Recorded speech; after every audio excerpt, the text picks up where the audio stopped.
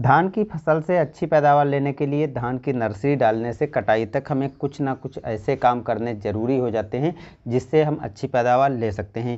लेकिन धान की रोपाई हो चुकी है, अभी बहुत से किसान भाइयों के धान 45 दिन के अंदर के हैं। तो 45 दिन के अंदर जो आपको काम करने रहेंगे अच्छी पैदावार के लिए, उसके बारे में हम इस वीडियो में जिक्र करेंगे।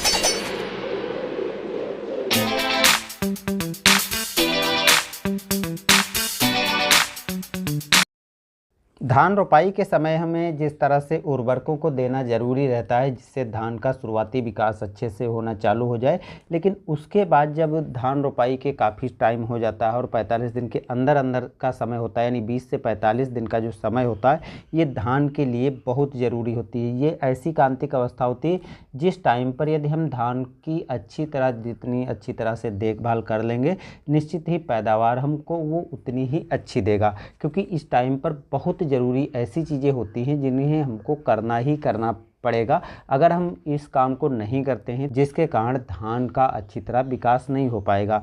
तो जो ज़रूरी काम है, इसमें से पहला काम आपको करना है उचित पोषण। यानी धान रोपाई के बाद जब हम देखते हैं कि 20 दिन के लगभग धान हो जाती है, तो उस टाइम पर पोषण की यानी पोषक तत्वों की हमारे धान के पौधे को ज़रूरत पड़ती है।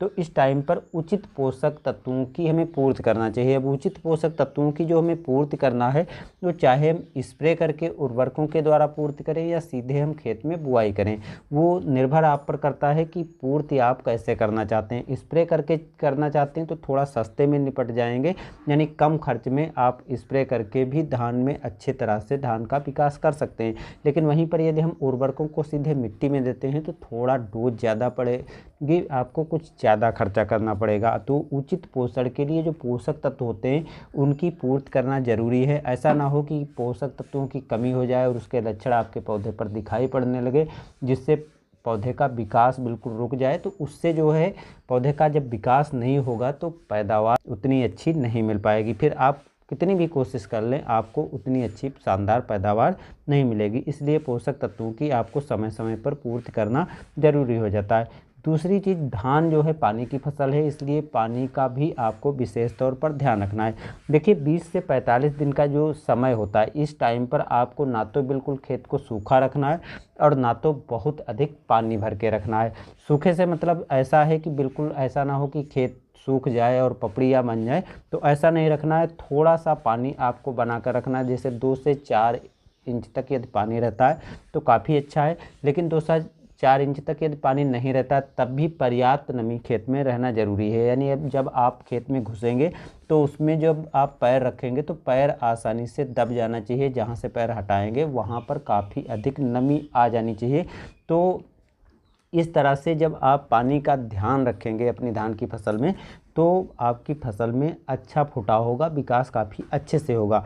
तो ये दूसरा काम भी आपको समय समय पर ध्यान रख करके ज़रूरी करना है। बहुत अधिक पानी भी नहीं रखना है, क्योंकि जो 20 से 45 दिन का टाइम होता है, इस टाइम पर यदि 6 इंच 10 इंच 15 इंच ऐसे पानी यदि खेत में आपके जमा हो जाता तब भी फुटाव कम होगा, पौधा इतनी अच्छे से ग्रोथ नहीं करेगा और पैदावार आपको कम मिलेगी।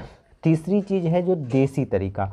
अब देसी तरीके भी काफ़ी महत्वपूर्ण भूमिका निभाते हैं धान की अच्छी पैदावार के लिए। तो देसी तरीके में जैसे आप देखते हैं कि यदि आप निराई गुड़ाई कर पाएँ तो निराई करना सबसे बेस्ट तरीका है।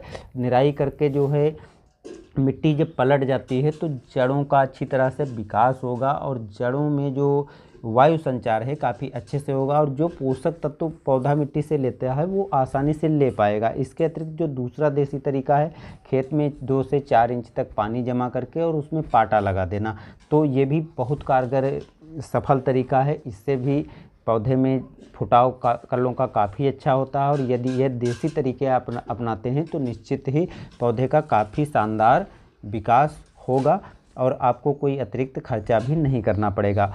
चौथा है खरपतवार नियंत्रण। तो खरपतवार नियंत्रण भी आपको समय पर करना है। यदि खरपतवार अधिक हो जाएंगे तो जो पोषक तत्वों की पूर्ति हमने अपने धान के पौधे के लिए की है वो खरपतवार ले लेंगे और धान में फुटाव नहीं होगा, धान का विकास रुक जाएगा और कीट रोग आदि भी काफ़ी अधिक फैलेंगे। तो खरपतवार को नियंत्रण करना है, यदि आप निराई करके खरपतवार नियंत्रण कर लेते हैं तो इससे अच्छा कुछ हो ही नहीं सकता है। लेकिन यदि आप निराई करके नहीं खरपतवारों को नियंत्रण कर सकते हैं तो खरपतवार नाशी का इस्तेमाल करना है।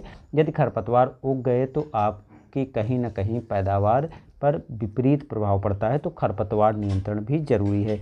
पांचवा जो है वो है ग्रोथ प्रोमोटर।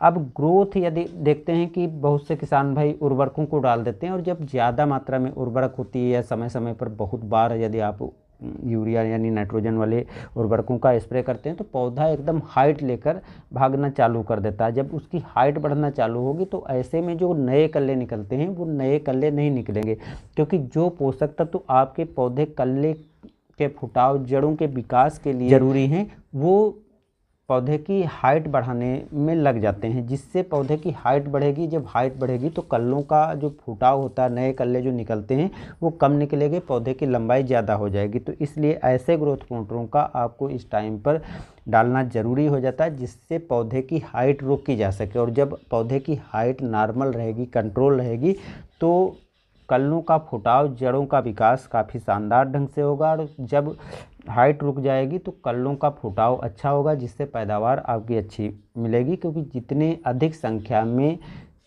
शाखाएं होंगी उतना ही अच्छा आपको उत्पादन मिलेगा। तो इसलिए ग्रोथ प्रोमोटर को भी आपको टाइम टाइम पर देना ज़रूरी है। छठा जो बहुत ज़रूरी काम है वो भी आपको ध्यानपूर्वक करना है, रोग बीमारियों से बचाव। अब बहुत से ऐसे, जैसे मान लिया आपने पोषक तत्व दे दिए तो पोषक तत्वों की कमी नहीं है, तो उस कारण से किसी तरह की बीमारी आपके पौधे में, धान में नहीं दिखाई पड़ती। लेकिन यदि खरपतवार हैं या मेड़ पे खरपतवार हैं तो उससे कीटों का हमला ज़्यादा होता है, तो कीटों से बचाव भी आपको करना ज़रूरी है। और बहुत से तनाछेदक और पत्ती लपेटक कीट भी इस टाइम पर हमला करते हैं। यदि ऐसे रोग लग जाते हैं तब भी जो है काफ़ी जो है शाखाएं खराब हो जाती, बहुत सी ब्रांच बेकार जाती हैं, जिससे उसमें जो है बालियाँ नहीं निकलेंगी। और कुछ ऐसे रोग बीमारियां हैं जिसके कारण भी पौधा तो बड़ा हो जाएगा लेकिन उसमें बालियाँ नहीं निकलेंगी, बालियाँ निकल आएंगी तो उसमें जो है दानों का भराव नहीं होगा। तो इसलिए रोग बीमारियों से भी आपको बचाना है, चाहे फफूंद जनित रोग बीमारी लग रही हो उससे भी बचाव करना है, चाहे कोई कीट आदि लग रहा है तो उसको भी आपको टाइम पर नियंत्रण करना है। तो ये कुछ ऐसे 6 तरीके हैं, यदि आप इन 6 तरीकों को ध्यान में रखते हैं और इसको सही टाइम पर अपने धान की फसल में इन तरीकों को अपनाते हैं तो आपको निश्चित ही अच्छा उत्पादन मिलेगा। क्योंकि इन तरीकों को अपनाने से कल्लों का फुटाव काफ़ी बेहतर होगा, और जब कल्लों का फुटाव अच्छा होगा तो निश्चित ही आपको पैदावार भी अच्छी मिलेगी। लास्ट में दोस्तों एक चीज़ बता दें, उचित पोषण के लिए यदि आपकी धान 20 दिन के ऊपर हो गई तो जिस तरह से यूरिया ज़रूरी है उसी तरह से फास्फोरस भी मिलना ज़रूरी है। तो फास्फोरस युक्त आप जो उर्वरक घुलनशील होती उनका स्प्रे करना मत भूलिएगा, क्योंकि यदि आप उनका स्प्रे करते हैं तो निश्चित ही ज़्यादा से ज़्यादा कल्लों का फुटाव होगा और ज़्यादा से ज़्यादा आप उत्पादन ले पाएंगे।